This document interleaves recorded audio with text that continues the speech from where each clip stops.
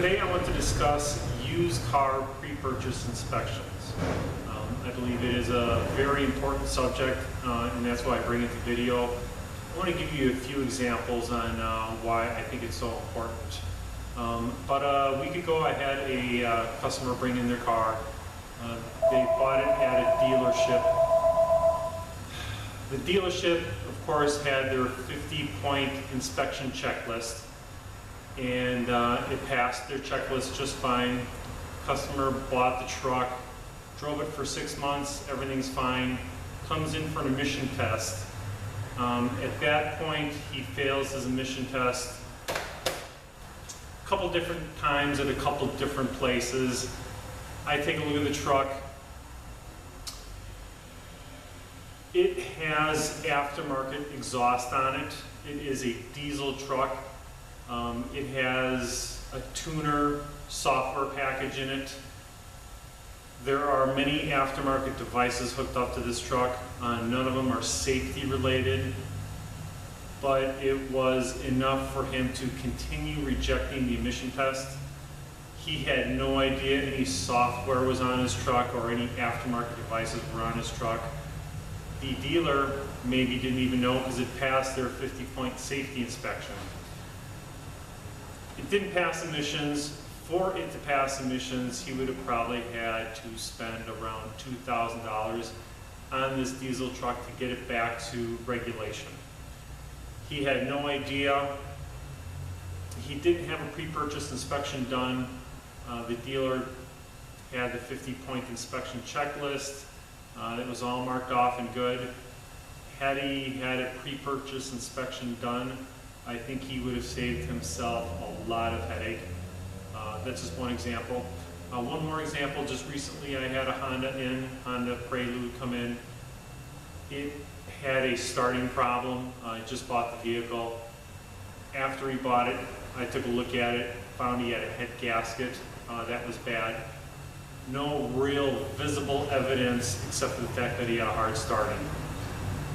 That was something that should be picked up in a pre-purchase inspection as well.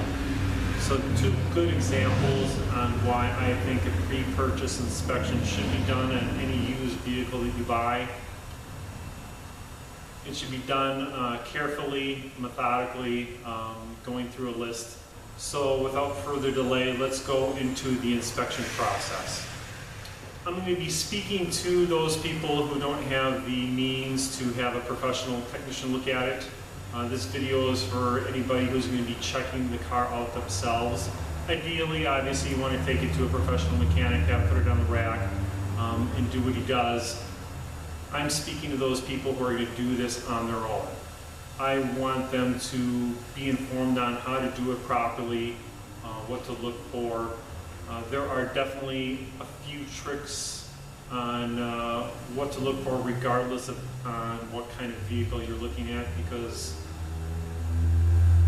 most vehicles are pretty much like the other vehicles. There are some that are more reliable than others, but at the end of the day, I want to teach you a few things on what to look for when you're picking up that used car.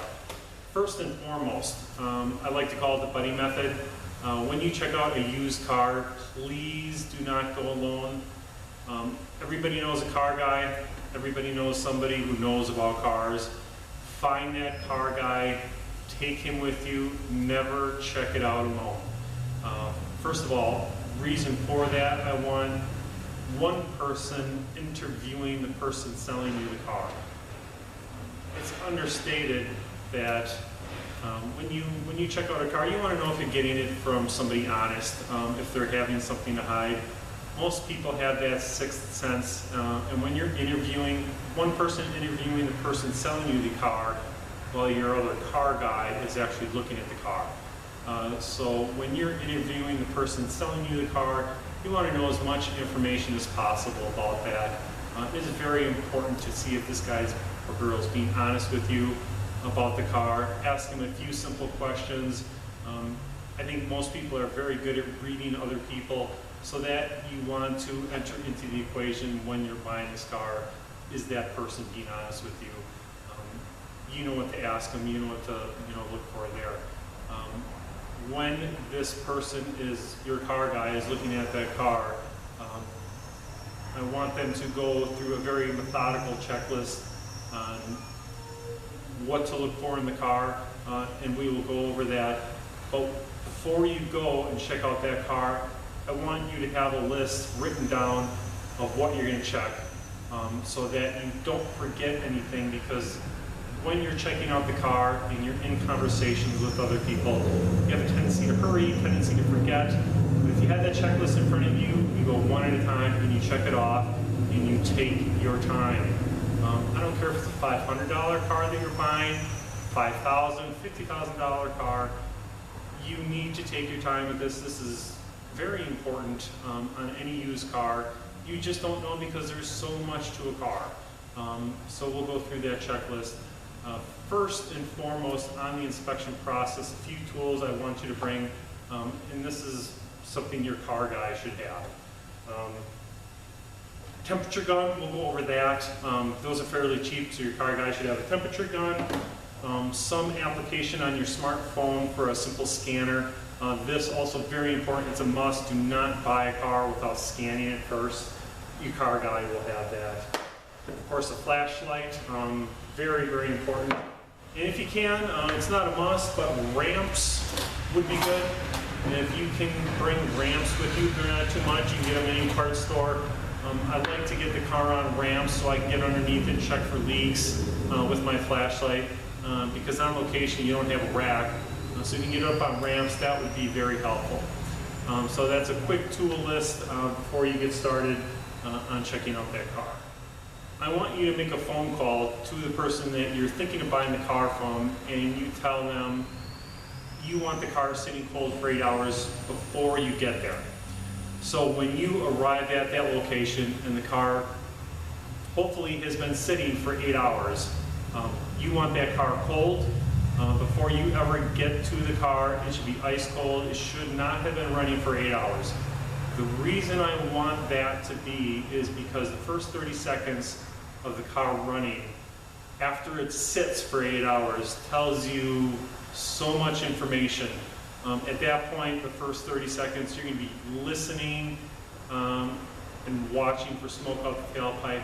Anything, any noise, anything that is abnormal will usually show up in the first 30 seconds of that car running. So to verify if that car truly has been sitting for 8 hours, that's what your temp gun is for. Pop the hood. Obviously you point this at the exhaust manifold, engine. There should be no temperature differential between the exhaust manifold, the battery, anything. It should be all ice cold. When I do a pre-purchase inspection, I use a thermal imager. It's a little bit more expensive, but it's easier to pick up on. I use the Fluor i7, it's a wonderful. They're a lot more expensive than a temperature gun, but your car guy will have that, and you're going to verify that that car is cold. If you're buying this from somebody, they're telling you that the car sat for 8 hours, it is cold, nobody started it. You go and point at the manifold, and it's hotter than any other part of the engine or the battery or anything like that. Well, first of all, they're lying to you, and you need to take that into the equation on whether or not you want to buy a car for somebody who's not being honest with you about a very simple fact. So you want that car cold. You're going to start it off with the first 30 seconds, listen, and just look for anything abnormal, because that first 30 seconds is crucial, and that tells you more than any other time of that car running. Also, while you're doing inspection on this car, doing a whole bunch of, looking at the tires, all that stuff, you want the car running the whole time you're doing the inspection. One person's talking to the person selling you the car, getting all the information that they can from that, and the person doing the inspection is letting the car run entirely. You want to see if it overheats, you're checking the heater and the air conditioner, you're going through the instrument cluster, seeing if all the lights are working, see if the check engine light comes on with key on, engine off. See if it turns off when the car is running, checking blinkers, all that stuff. You want the car running that entire time. You want to hear the radiator fans kick on and off. You're just checking everything. But if that thing starts to drip after 15 minutes of running, you want to know that. But the car has to be running for you to know that. So please, the whole time you're doing the inspection, just let the car run. As you're continuing the inspection, walking around the car, obviously you want to check for the obvious. Any tape lines where paint was done, any blending, door dings, seams, anywhere in the car that are uneven, anywhere that kind of hints to that there's been an accident at one time. Visually, just walk around the car, you're going to read the tires, see how the tires are wearing, checking brakes, exhaust, all that stuff the car guy knows. Real obvious stuff. Leaks are a big thing for me. If I buy a car and there's spots on the driveway, I don't like that, and I don't think anybody else does either. That's something that you're going to want the ramps for if possible. Put it up on ramps, crawl under there. Obviously be very careful. You want a good set of ramps. You don't want something collapsing, because a lot of weight is on the front of the car and front wheel drives. You got the engine and the transmission there. So make sure you buy some good ramps if you're going to go that route. Noises, leaks, use your 5 senses and your 6th sense, of course, when you're interviewing that person selling you the car. I can't stress that enough. But have the car running the entire time and go through a nice, I call it a pilot check or instrument check. When you're sitting behind the steering wheel, everything that is in front of you, that's the car talking to you. All the lights, the HVAC system, take your time, check out the blinkers. The car's talking to you through the instrument cluster, so that's how you do that. Also, the car guy is definitely going to scan the vehicle and see if there's trouble codes. Of course, trouble codes is huge. Definitely want to make sure there's no trouble codes. More importantly than that, and I go back to that diesel truck guy who wasn't passing emissions. If you don't have trouble codes, that's good, but the real important thing is the monitors, are they ready or not? And you will be able to tell that from your scan tool that you plug in. This is a little Bluetooth that connects to a smartphone. So these aren't very expensive at all. I think they're like 50 bucks. But your car guy will probably have one of those too. So when he scans this car, if you take away any one thing, do not buy the car if the monitors are not ready, okay? That only means that the owner of the car right now possibly cleared the codes, turned off the check engine light right before you came to drive it and look at it. Well, you'll know if he did that or not if the monitors aren't ready. If the monitors are ready and there's no trouble codes, that's a really good start to this being a decent car, a well-taken car, taken care of car. So again, I just want to stress this. Monitors must be ready, okay? Monitors have to be ready. If they are not, I would seriously consider not buying this car if the monitors aren't ready. If the monitors aren't ready, obviously something's wrong with the car. That's, I don't know how else to say it. Monitors have to be ready. That is crucial. And that's why scanning the vehicle is so crucial. It doesn't take much to scan a car. I mean, scanners are fairly cheap. Everybody's got a scanner nowadays. So that there's no excuse not to check that. If monitors aren't ready, probably don't want to buy the car. Enough about that. Just want to touch base on if you're thinking of buying a car from a dealer. Aftermarket warranties, for me, and this is just personal opinion now, just leave a bad taste in my mouth. They always seem to, and this is just my opinion, they overcharge you for an aftermarket warranty when it comes time to actually take your car in and get your car repaired. There's always some type of loophole where they don't cover the car. And you don't know until you go through that process and you've already purchased the warranty. Of course, there are some good stories with the aftermarket warranty, but most of them are bad. Most of them, they just don't cover it, what you want them to cover. And there's always a loophole. I've had bad experiences as a repair shop dealing with the aftermarket warranty company. So, be careful when it comes to aftermarket warranties. Just know what you're getting into. Also, during the inspection, fluid levels is also something that is kind of overlooked. Put that on your checklist. fluid levels. If that oil is clean, that's excellent. If the transmission fluid is clean, excellent. If those fluids are dirty, it's not the end of the world, but it plays into how well this car was taken care of. So power steering fluid, transmission fluid, oil, antifreeze condition. Make sure they're full and clean. If they're not, it tells you something. So fluid levels do not, it's so easy to check them, and it tells you so much information, so don't skimp on that. Fluid levels is very important. As you continue with the inspection, eventually you're going to want to take it for a test drive. I recommend all parties get in the car if they fit at all possible. That's just easier for everybody. It's nice to have everybody on the same page on that test drive. If at all possible, you definitely want to take it at least up to 45 miles an hour. You want to feel the transmission shift properly. You want to hear and feel the steering, the engine, the braking. Bearing noise is also something that you're listening for. Just use the 5 senses again when you're on that test drive. Anything that doesn't feel right or sound right, you definitely want to question the owner if they know anything about it. That's why it's good to have them in the test drive with you. Certainly can't force them to, but you can strongly recommend they go with you. So if you have any questions or noises, that you can kind of discuss it while you're in the car, and not when you come back and you go, oh, I didn't know anything about it. So if you can, take them with you in the test drive, and I think that's just better. And please get up to speed, at least 45, 50 miles an hour. Find a way to get up to speed so that you can brake and turn and put the car under some testing if you can. If there's any questions that pop up, that person's right there to answer them. So please test drive, very important. Just have your senses in play. Definitely want to know if the transmission's working, the engine's working. Also, you want to see if there's any previous repair records that the customer can show you or the person can show you about the car. Anything done recently, if there's any documentation or any warranties that transfer over with the car as you buy it.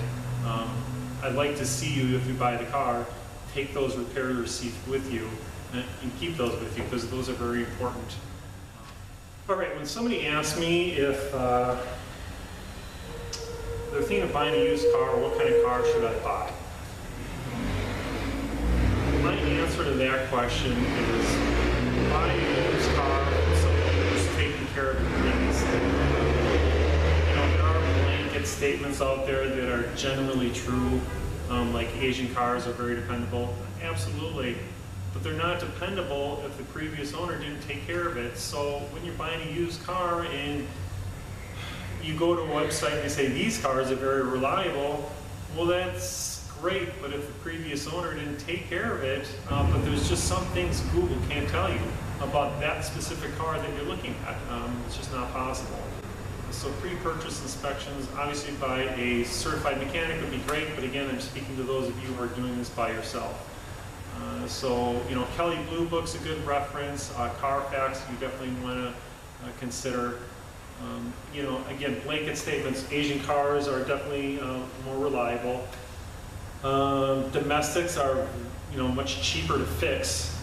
And European used cars are very expensive to fix. There are exceptions to every rule, but those are some pretty safe blanket statements I can make. Okay, also I want to just stress, when you're using the ramps, obviously safety is a big issue when it's on the ramps. Be careful getting it on and off the ramps. Make sure the transmission's in park, emergency brake, that sort of thing. So again, take your time. You don't have to make a decision that day on buying the car. You can take a look at it and you can think about it for a day. Don't feel pressured or pushed to have to give this person an answer. You're in the driver's seat. You're the one that's thinking about the car. They're the one that wants to sell it. You're in control. You're the one that's deciding. Don't feel pushed, pressured. Take your time with that decision. If you have any other questions that you can't seem to have an answer for, just call your local mechanic, get a feel from him. There are plenty of resources online as well. So don't go into a purchase like that. Cars are so complicated, and there's just a lot to them, and everybody's had a horror story of buying a used car that didn't turn out. So that's why I think this video is so important. Take your time with that pre-purchase inspection, and even though you're not having a professional look at it, I think you can do yourself a world of good and probably catch most of what you need to catch yourself when looking at that car. Again, be safe, be careful, and have a nice day.